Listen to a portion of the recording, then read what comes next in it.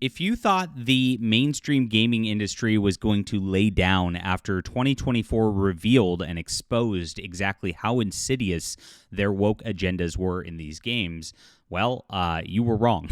They are going to push even harder. This is what SJWs always do. They double down, and now Xbox is trying to gain, or rather regain, control of the media because they don't want bad reviews for bad games anymore. They want certain games to succeed that have the agenda, and they're going to try to force reviewers to do so by blacklisting them and causing problems. This is not the only instance. There's a couple of them today, which we'll get into both as we talk about this crazy topic, as we demand ethics in gaming journalism, as we have since 2014. Please smash the like and subscribe button. We're going to change the culture here, and we're not going to lie down. We're not going to be silent and not going to have these corporations silence us. That's part of why John Trent and I have Fandom Pulse, which is our Substack, and our new news website, which we've been running for the past month. John Trent came from Bounding Into Comics. He was the editor-in-chief there. He's the guy who's been breaking all the gaming news over the last couple of years that you've seen all over different YouTube channels, from The Quartering to Yellow Flash to Hypnotic to Smash JT to Asmongold. This is where the news is at, and we tell the truth, and we're not scared of any of these corporations. We're not demanding access. In fact, we're on Substack, so we don't have to rely on advertising or Google or anything like that, but just gamers like you. So please sign up today. Grab a paid subscription. It's only $5 a month. That's one Starbucks cup of coffee. It supports us doing journalism full-time. And really appreciate you being there. It's in the description below. And guys, Phantom Pulse is crushing it. It's really bothering a lot of people. Maybe I'll talk about it in another video or the live stream, just like which we do have today. And it's crazy how people are reacting. It's very, very funny. So Xbox and Obsidian Entertainment have reportedly denied a review code to a reviewer for Avowed because of her harsh criticism of Dragon Age: The Veilguard. So they know what Avowed is, and we've talked about Avowed at length and how crazy it is. And then on top of this, the Veilguard was just the beginning of this like woke spiral that's going to be happening with pronouns and transgenderism being pushed in all of these games, and as a way to try to corrupt the youth is really what it is all about. So Spanish language reviewer Natalia Suranova reported that Obsidian Entertainment and its parent company Xbox denied her a review code due to her harsh criticism of Dragon Age: The Veilguard. She wrote on X, "I was denied a review code for Avowed since my critique to Dragon Age: The Veilguard was too harsh." Furthermore, she revealed she was blocked by the staff member over at Xbox. She concluded something smells fishy and rotten, and the game will be a disaster. Mark my words, only saved by Game Pass. Wow.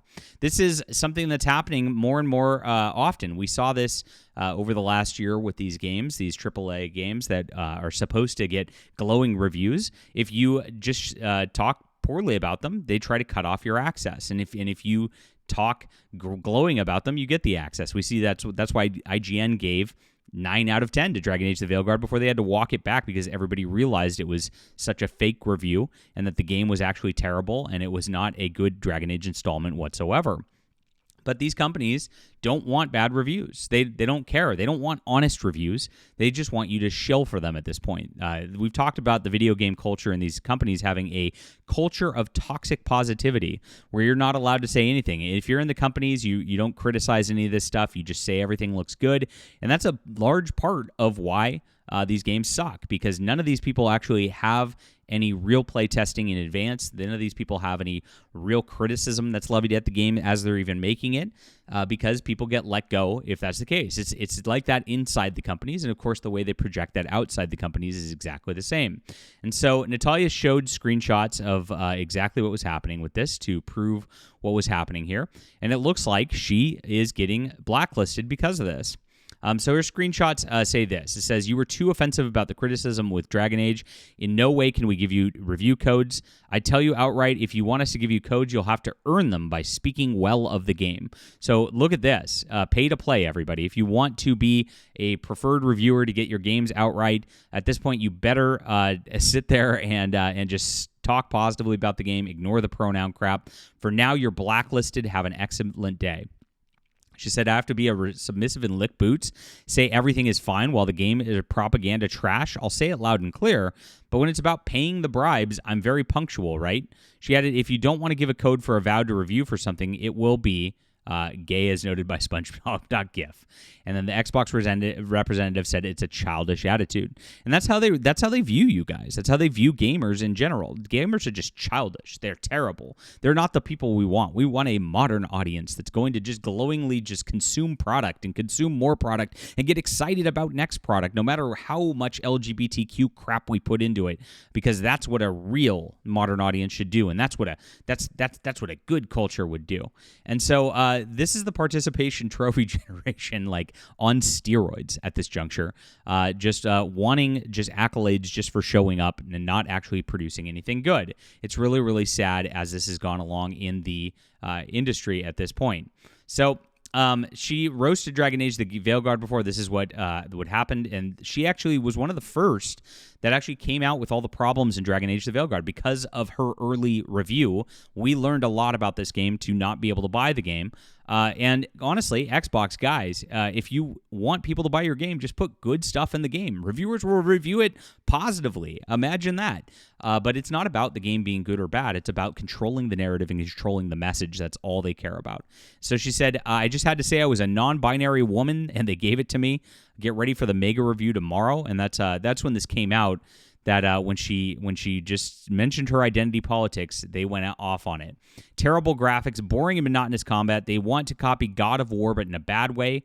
The game does not run at a constant 30 frames per second. It drops, the screen freezes when there are NPCs. Many of the dialogues are noticeably made with AI. Very linear, options lead nowhere. Creator of characters focused on trans and LGBT community. Inclusive language in the Spanish subtitles. The characters move very robotic. They lack animations. The script doesn't make any sense. Neither do the quests from one place to another, killing bugs. Too much focus on homosexuality, lesbian drags, race swaps everywhere. It's a effing piece of garbage as an RPG. Stay away from this game. Don't buy it on sale. It's a pile of putrefaction created by people who have no effing idea about video games. Uninstalled already. Wow. So, this is her review, and it was extremely harsh, but it was also extremely accurate about the game. And again, the answer should be, we need to make better games so that reviewers actually like them, not we need to cut off reviewers who are giving honest reviews. That is the problem of the industry. This is the corruption of the industry.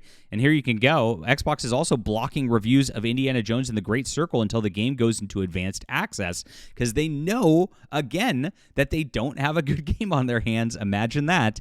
It's becoming so obvious. And the thing is, they can't stop our reporting on this. When we see the blocking, we know the same thing's going to be happening as if Natalia gave a review and said it was a bad game. Because if they were confident about their game, if they knew that they produced a good product, if they knew they did something that gamers would love, and that it actually respected the property of Indiana Jones and was something fun, well, they wouldn't worry about it. They'd be bragging about it. They'd be handing out the access codes. We know exactly how this is. So instead of just evaluating themselves and saying, you know what, we made some bad games, we're going to move forward, we're going to do it better next time, we're going to stop this, we're going to get rid of our diversity hires, they're going to blame you every single time. This is just how these people act. It's really, really sad.